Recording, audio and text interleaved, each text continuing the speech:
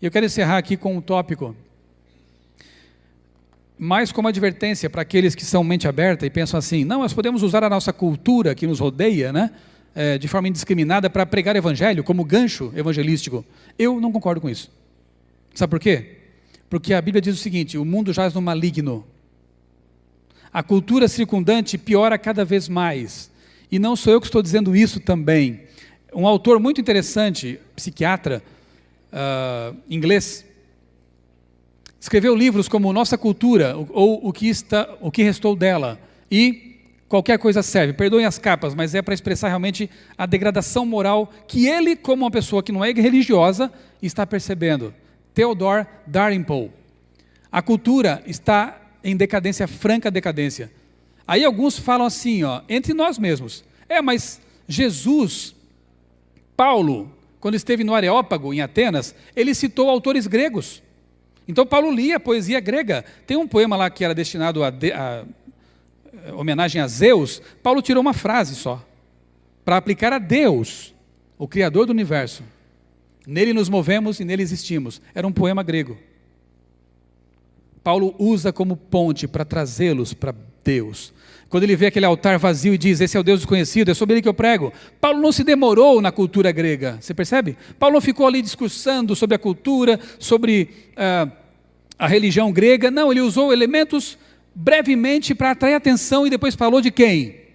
Cristo, Jesus.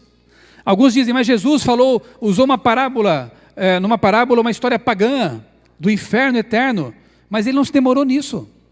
A intenção era abrir a mente deles para uma realidade além daquela da parábola. E deixou bem claro, é uma parábola, com elementos míticos ali, que não tem nada a ver com a história real. Outros mencionam Deus pregando para Nabucodonosor usando uma estátua, que era um elemento pagão, para que o rei entendesse. Mas o assunto foi a estátua? Ia muito além daquilo. Então, amigos, outros falam assim, vale qualquer música, porque mesmo no nosso inário, tem músicas seculares. Já viram ali no nosso inário? Música tradicional irlandesa. Música tradicional, tem uma melodia de Beethoven, não tem? Aí tem gente que fala assim, então se o inário tem música secular, podemos usar rock. Nada a ver. No século XVIII, a música secular era muito próxima da música sacra. A decadência não era tão grande assim. No século XIX, XVIII, XIX, músicas tradicionais eram muito próximas da música sacra. Agora você transpor isso para o nosso tempo e dizer, vamos então usar o funk carioca. Não é? Ou não vai chegar a esse ponto, talvez? Se continuar assim, vai. Não podemos usar tudo da cultura de forma inadvertida. Tem gente dizendo, pode assistir 50 Tons de Cinza, pode assistir Game of Thrones, para ver se tira dali alguma coisa de cristão. O que é isso? Até você achar aquela pérolazinha eventual, a tua mente já se poluiu totalmente com conteúdos podres. Não dá para aceitar esse tipo de coisa. Ai dos que chamam o bem de mal, e ao mal de bem, que fazem das trevas luz, e da luz trevas. O mundo está com seus valores invertidos, conceitos invertidos. Eu descobri isso essa semana, uma nova série da Netflix. Olha aí o mal dentro de casa. Se chama A Babá. Olha a sinopse. Cole já sabia que a babá dele era linda e sexy, mas descobre também que ela faz parte de um culto satânico e que a turma da seita quer muito manter o segredo. Uma série, uma comédia com erotismo, pedofilia, porque essa babá dá em cima do menino que ela cuida, de quem ela cuida, e satanismo. Há uma indústria querendo mudar nossos pensamentos. Você já percebeu? Querendo normalizar o aberrante, querendo tornar normal aquilo que é absurdo. E muitos entre nós estão embarcando nessa, irmãos, aceitando esses tipos de conceitos. Nós temos que resistir. Números capítulo 25, abra sua Bíblia agora em Números 25, de 1 a 3. Algumas pessoas talvez perguntem, você não gosta de falar disso? Não. Mas há um texto que fala assim, não vos comuniqueis com as obras infrutuosas das trevas, antes denunciai-as. E Paulo diz em Romanos 12, 2, não vos amoldeis aos padrões deste mundo, mas transformai-vos pela renovação do vosso entendimento, para que sejais capazes de discernir a santa, pura e boa vontade de Deus. A Bíblia nos recomenda a a ter pureza de pensamento, a não nos comunicarmos com essas obras infrutuosas e pervertidas, e buscar um outro caminho. Aqui em Números, nós encontramos a história triste, né, da perversão do povo de Deus, quando diz assim que Balaão disse a Balaque: edifica-me aqui 7 altares, e prepara-me 7 novilhos de... Não, é 25 de 1 a 3.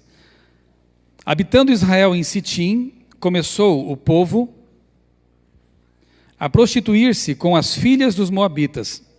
Estas convidaram o povo aos sacrifícios dos seus deuses. E o povo comeu e inclinou-se aos deuses delas. Juntando-se Israel a Baal-peor, a ira do Senhor se acendeu contra Israel. Balaão, o falso profeta, tentou destruir o povo de Deus com maldições. Não conseguiu. Enquanto o povo de Deus é de Deus, não há maldição que o alcance. Não há encantamento que o destrua. Não há maledicência. É o povo de Deus. Aí, inspirado por Satanás, ele teve uma outra ideia. Já que atacar não dá certo, vamos miná-lo.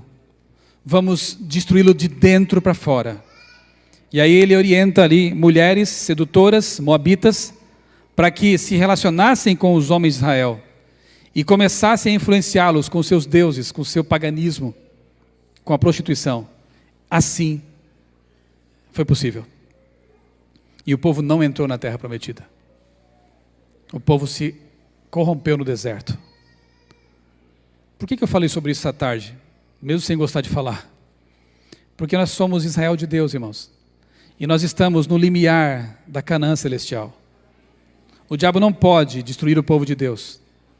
Mas ele pode nos enfraquecer por dentro. Em casa, diante da TV, no computador, na nossa playlist de músicas. Assim ele pode, e assim ele tem conseguido. E no momento que nós deveríamos estar passando pelo revivamento espiritual, pela chuva serôdia, para terminar a pregação do Evangelho com poder, nós estamos aqui enfraquecidos como igreja. Estamos entretidos demais, envolvidos demais nessas coisas. Que Deus opere realmente um revivamento entre nós, irmãos. Que Ele nos faça perceber que existem recreações sadias. Sim, existem. Mas que o mundo está repleto de coisas que só nos atrapalham, só nos prejudicam espiritualmente. Passa para mim até o último vídeo, um trechinho de um testemunho de um irmão evangélico. Isso aí fica de tarefa de casa. Volta uma tela, por favor. Não sei quantos já viram esse testemunho que está no meu canal no YouTube, de um irmão nosso angolano, um ex-satanista. Ele fala muito do que eu falei aqui agora, de alguém que esteve lá. Se não viu, assista. Mas eu quero terminar com um testemunho do Rodolfo Abrantes. Ele pertencia a uma banda de rock chamada Raimundos, Underground, Raimundos. E ele foi alcançado por Deus também. Foi alcançado por Deus. Ore por ele também. Ele fala aqui algo muito bonito, e eu gostaria de terminar com esse testemunho dele, e depois termos uma oração de reconsagração ao nosso Deus. Solta para mim, por favor. Eu falei, meu Deus, Deus fala muito. E Deus só fala com os outros. Deus não fala comigo, eu ficava agoniado, Deus não fala comigo.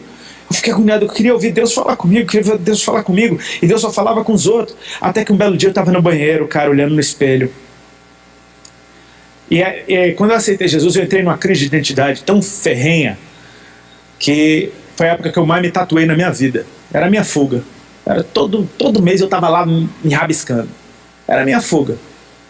Eu estava lá no espelho decidindo, eu ia no estúdio naquela tarde, onde é que eu ia fazer, o que é que eu ia fazer, se eu ia completar, se eu ia meter outra. E daqui a pouco, dentro do meu coração, simples assim, a atmosfera mudou e dentro de mim foi, chega. E cara, aquilo tomou aquele banheiro, porque eu fiquei pensando, meu Deus, o que é isso? Não é a voz do cão, não é a minha. Cara, Deus falou comigo, cara. Sabe aquilo que eu estava querendo há tanto tempo? Aconteceu. Ele falou comigo, cara. Cara, ele falou comigo, eu comecei a chorar, eu fiquei doido dentro daquele banheiro. Deus falou comigo, cara, Deus falou, que nem ele fala com as irmãs, ele falou comigo. Ele só mandava recado pelas irmãs, agora ele tá falando diretamente comigo. Ele tá falando, que eu contei pra Ali, Deus falou comigo. O que ele falou? Ele falou, chega. Aí você fala, pô, mas você não... Oh, mas você não gostava? Você não gosta? Não, eu gostava. Eu acho legal. Acho maneiro. Mas e aí? Uma coisa é eu gostar, outra coisa é o que eu amei. Eu amei ouvir a voz do Senhor, cara. E sabe o que ele me disse? Ele me disse, chega. Então, para mim, chegou. Porque se ele me diz uma coisa simples, direta, eu não consigo dar uma resposta a isso, parou por ali. Talvez ele quisesse só treinar o meu coração para ouvir e obedecer. Eu consegui chegar. Pediu para parar, parou. Sabe? Tipo, tem coisa que ele pediu para mim, tem coisa que ele pediu para você. E o que ele pediu para você, faça. O que ele direcionou você a fazer, faça. Porque quando você fizer o que ele disse para você fazer, ele vai identificar isso no céu como amor por ele. E aí você vai receber mais. E cara, para obedecer a próxima vai ser o mesmo princípio, só que com mais amor você responde melhor. Então você faz, não de qualquer jeito, mas você faz em amor também. Sabe por que eu parei? Não foi só porque eu ouvi a voz dele, foi porque eu o amei. E se isso te agrada, Senhor, é isso que eu vou fazer. Amém. Amém. Tem muita gente sincera aí, irmãos, nesse mundo. O que Deus falou para você chegar nessa tarde? Chega.